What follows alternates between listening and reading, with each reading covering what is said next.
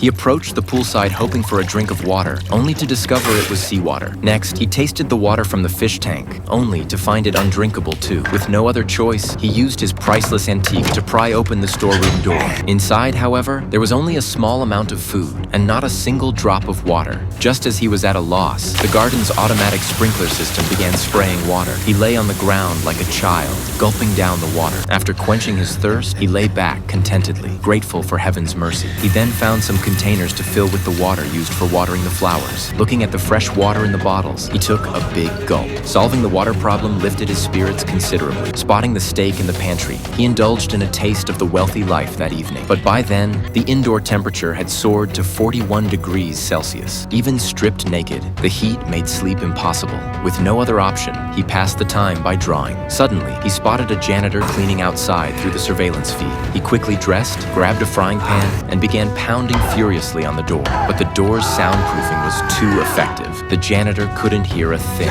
He tried slipping a note through the door crack, only to find the wealthy home's door had not a single gap. After the janitor left, he completely broke down, slumping to the floor in despair. Fortunately, the air conditioner's temperature began dropping instead of rising. By the next morning, the room had become perfectly comfortable. Basking in the sunlight, he leisurely ate breakfast, fully immersing himself in the role of a wealthy man. When bored, he would doodle on the artworks, even reinterpreting them through his own artistic understanding. Before long, he began creating his own original works, painting directly on the walls. But unexpectedly, the air conditioner's temperature plummeted rapidly. If he didn't find a way to escape soon, he might freeze to death here. Just as he was at a complete loss, something caught his eye, sparking a glimmer of hope. He smashed a vase worth 100 million without hesitation.